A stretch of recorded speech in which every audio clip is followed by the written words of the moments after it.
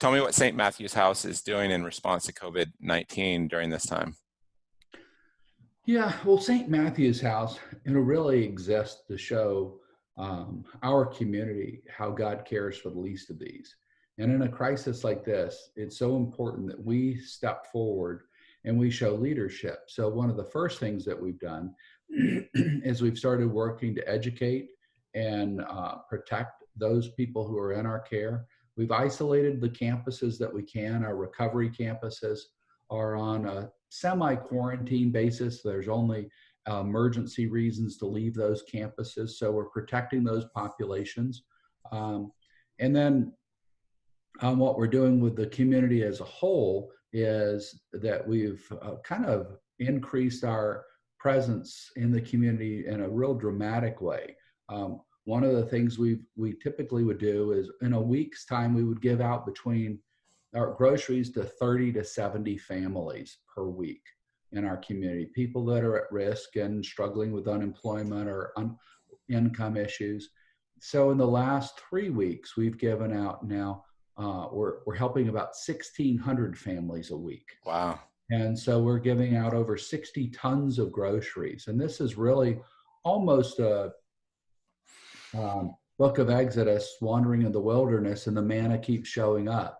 A month or two ago, if you had said, where will you get the food? If you had to come up with 60 tons of food to give out, well, there's no way we could do that. And yet today, every time we do a feeding, we're giving out 10 to 15 tons of groceries to whoever shows up, who expresses a need. They get in a long line.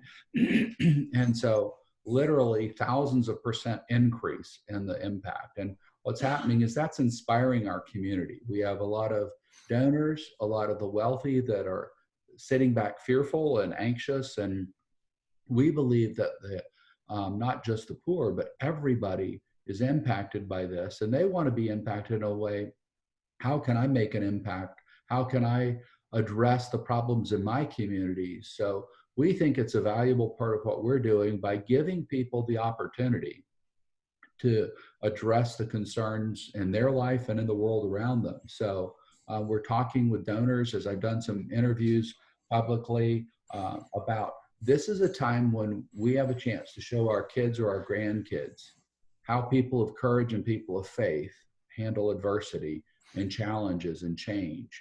And so resilience is a skill that can be learned.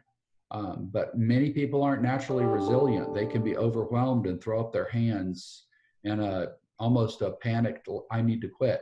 And we're showing you can be resilient and you can pivot where you are right now. It's not where we thought we would be a month or 2 or 3 ago.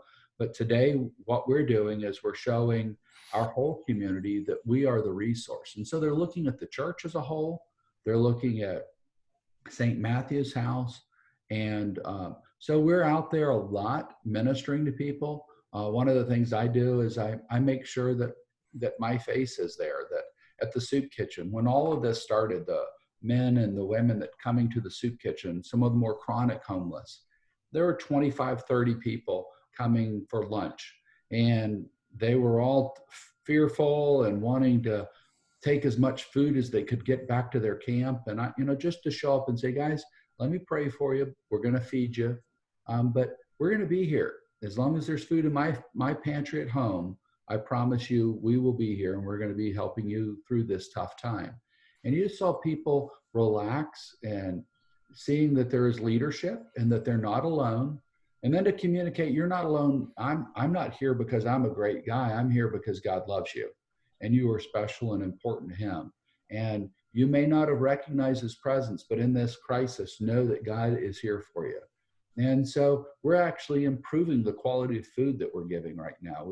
Our catering companies, we have 2 catering companies as part of our social enterprise effort, and they have stopped doing outside events, and they're now catering more meals and better quality meals for the people we serve. So we've seen the chronic homeless who are on the streets. There is no place to get money. There's no place to do little odd jobs right now. There's no place to get money or food given to you. So we've seen the numbers of people coming to our soup kitchen basically quadrupling. And yet we're still there. We still have a positive outlook and a kind face and courage. And when they look in our faces, we want them to see courage. We want them to see an optimistic future that whatever happens, the God that we serve is still in charge, and He's not afraid of this. And so, so it's a lot about helping people understand the message and the reality that there is hope, there is recovery, and there is a time beyond this when we can get through it together. So it's been a real positive thing for us. We've had to furlough employees in some of our social enterprises. And so we're reaching out to them every week, not to talk about work, but just to say, how are you doing? We're praying for you. You're getting stir crazy. And if you want to volunteer, we're doing food distribution today. We're giving out groceries to families. In fact, if you need groceries. So we're reaching out to our people, our community, our service population. We really believe this is an opportunity for us to show greater leadership and courage. We're doing exceptional things with videos. We're recording a lot of video work where I'm going around to the different facilities, and one of our kind of donor strategies has always been when a donor sends us a check, we want to thank them and then invite them to come down and see what our mission is about. They may have given because a friend said this is a good thing to do. Well, right now, they can't come down and see us, so we're sending every few days a link that says, this is the soup kitchen, this is the shelter, this is our social enterprises, here's what we're doing to build for the future. So we're employing technology in a way to provide virtual tours of our mission so that people will continue to be engaged. And that's always proven to be meaningful, to let people know that their donor dollars go to make an impact. And so in everything that we're doing, we're trying to be thoughtful, and we're taking the time to pause and look at everything we do so that we can address the broader community. One of our themes during this time is Matthew 5:16 that says, so work before men that they will see your good works and glorify your Father in heaven. Well, right now they're actually looking at our works. So they need to say, wow, these people of faith are really doing a good job. And the church during a plague or a pandemic is standing tall and is showing the leadership our community needs. We want them to be proud of the fact that those that have supported us were encouraged during this time. Yeah. Wow. What an amazing testimony, and how you guys have stepped up and increased 1,000% of your food distribution. And at the same time, caring for your employees and making sure that everyone's safe, and really being an example of God's love. So thank you for your service. And we really appreciate your partnership during this time and the work that you're doing. So thanks a lot. Well, we love you guys, and without the work with City Vision, a lot of our people that have gotten some really good educational opportunities through you are more equipped and more prepared to deal with it. I think of one of our guys right now who had just finished up his bachelor's degree, and he's being offered jobs more than we can afford to pay him. But he was offered those jobs, came through our program, but now he's offered jobs that he could never have imagined he would be equipped for. But today he's wanting to stay with our mission because this is not just a good job, but this is a meaningful job, and there's purpose. And so, he's found his vocation, his calling is to serve God in a way that those who are struggling with addiction and anxiety and fear, they can find hope through the skills he's gained and the faith that he has. Yeah, well, Vann, we've really appreciated you as a partner.